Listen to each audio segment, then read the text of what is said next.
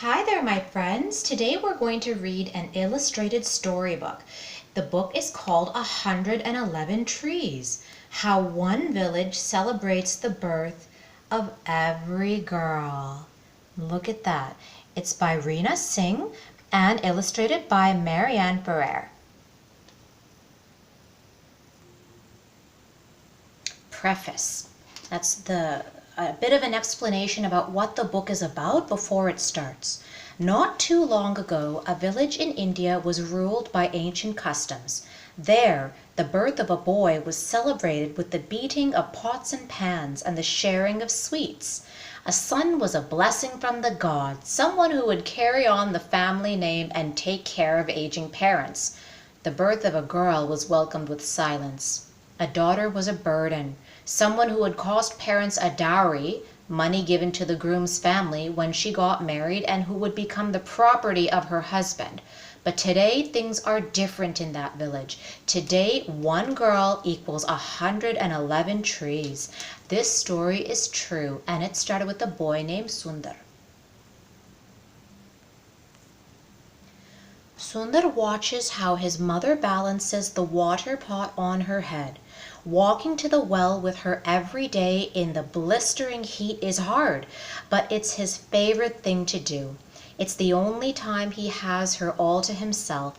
On the way back, they stop under some trees, and she asks him to collect pieces of firewood for cooking.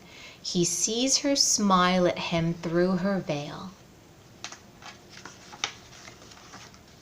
At night, Sundar feels his mother's wet cheeks as she hushes him and his two hungry sisters to sleep. Their mud house is too small for his family of 11. One night, Sundar's mother is bitten by a poisonous snake. In the morning, she doesn't wake up.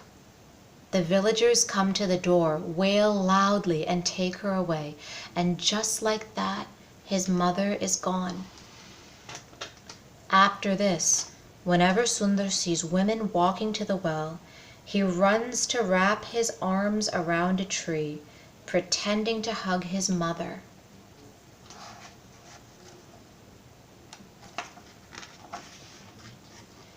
Years pass. Sundar grows up, marries, and becomes a father. He has 2 daughters and a son, and he and his wife raise them with equal love and joy.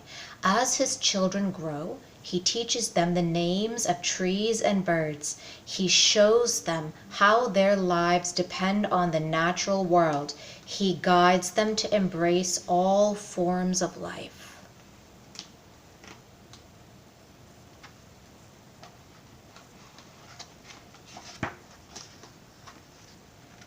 Sundar works as a laborer in a marble factory not far from his village. The process of mining the marble strips the soil, dumps waste into the land, and leaves the landscape dry and barren, making any kind of farming difficult. He asks the factory workers to plant trees to make up for the harm they are doing to the countryside, but they refuse. Sundar begins to fear for the future well-being of his village. He is so angry that he leaves his job.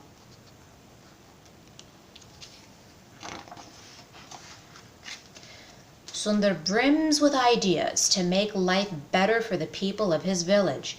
He wants no one to live in fear of hunger. He wants all children, boys and girls, to go to school and not spend their childhoods working the fields or fetching water. He wants to heal the land ravaged by irresponsible mining. He dreams of planting trees. He runs in the election to become sarpanch, the village head, and he wins.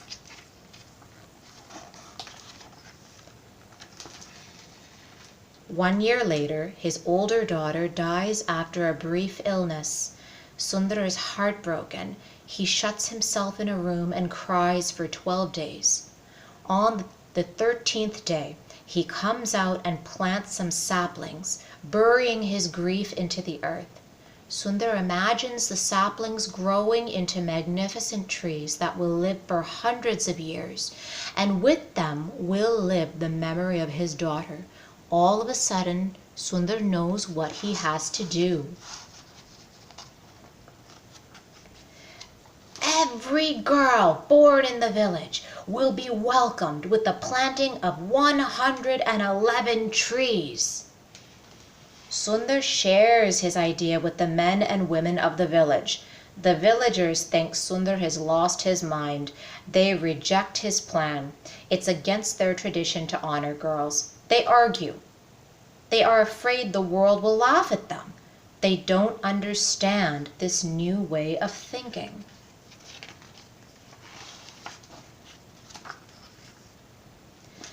But Sundar keeps talking to the villagers. He shows them how the factory is slowly destroying the land. He tells them of other nations where girls and boys are treated equally, where there is plenty of water and electricity and enough wealth and knowledge to go to the moon. He even offers to plant the trees in the girls' names himself, if the villagers promise to send their daughters to school and wait to marry them off until they turn 18. Now, 18 is still very, very young. You're still going to school. You haven't been able to think about if you want to go to a college or a university yet.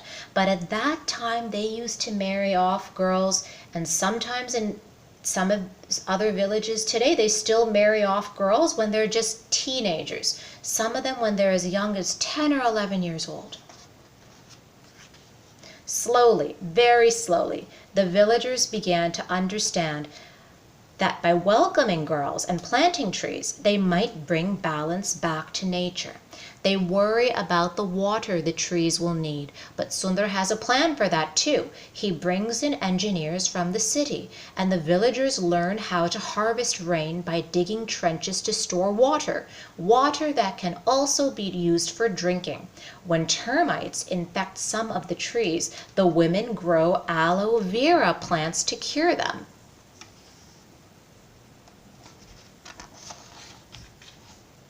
Soon, the men see that women no longer have to walk for hours to fetch water.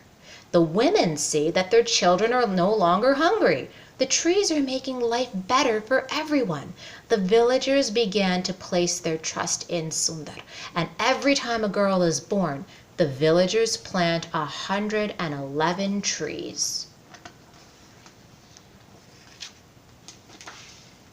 The trees and the girls grow up together. Mothers and daughters take care of the trees. At the end of every summer, girls tie sacred threads around the trunks to renew their bonds with them. That's for Rakhi.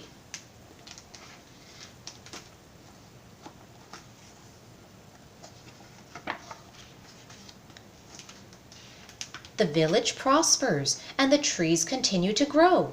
Today, mango, papaya, neem, shisham, and amla trees line the roads and cascade down the hillside.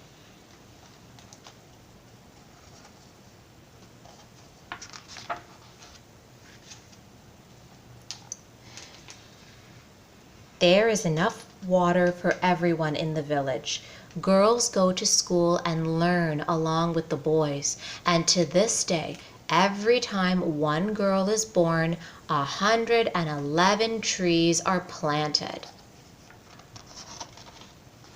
Now, here's where they tell you that this is a true story, and they give you more details about this story.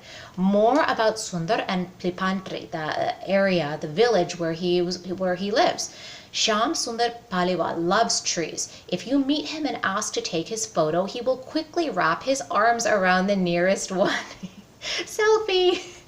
Piplantri is a small village in the desert state of Rajasthan, India. When Sundar was elected as its sarpanch or village head, Piplantri was dusty and had been deforested by Asia's largest marble industry. Having once worked in the marble mine, Sundar knew firsthand how mining for marble was hurting the countryside.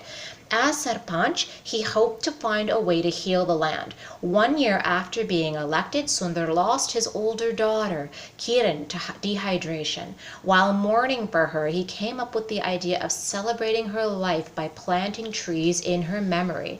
And then he had another idea. Why just my daughter? Why not all daughters? And this is how really special people think, that everyone should be treated the way that their family is treated. With a stick. Why 111 trees? With a stick, Sundar made 3 lines on the ground for the 3 things that came to his mind: daughter, water, and trees. And the magic number 111 stayed with him. But when he proposed to the villagers that the birth of every girl child be celebrated with the planting of 111 trees, they protested. Sundar's idea was baffling to them. Honoring girls went against age-old customs and beliefs. What is gender inequality? Gender inequality is when one gender is favored over another by individuals, families, and communities. In India, all studies show that gender inequality has been part of everyday life for centuries. India was originally an agricultural or farming society where an extra pair of male hands was valued in the field, so the birth of a boy was cause for celebration. A girl, however, was considered a disappointment and a burden.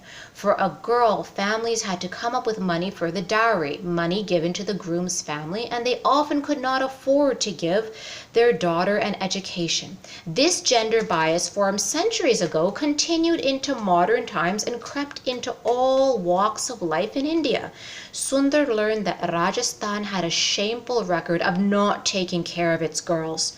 Many died at birth or after because of neglect and malnutrition, and many others didn't have the chance to be born at all. When new advances in science, parents were able to find out the sex of their unborn child. If the child was a girl, they often chose not to go ahead with the pregnancy. Sundar's plan. Despite the villagers' protests, Sundar was not one to give up. He proposed that when a girl was born, villagers donate 21,000 Indian rupees, which is about $295 US, and the family of the girl donate 10,000 Indian rupees, $140 US. This money would be invested for 18 years, after which it could be used for the girl's education or wedding expenses. In some Indian villages, girls as young as 10 are given away in marriage. Sundar wanted to put an end to this cruel practice. He asked the family of every girl born in Piplantri to sign papers promising to send their daughter to school and not marry her off before the legal age of 18. And the family and the entire community also had to ensure that the 111 trees remained healthy and grew along with the girl.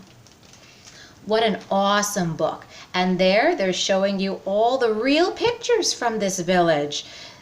See, the girls, and they actually do tie threads around their trees. And there's the hero. There's Sundar, who decided that out of something tragic, he was going to make something that would help everyone. Such an awesome story. So this is 111 Trees, How One Village Celebrates the Birth of Every Girl by Rina, Singh, and Marianne Ferrer. And I hope you enjoyed this story. Think about subscribing to our channel, and we'll see you again next time.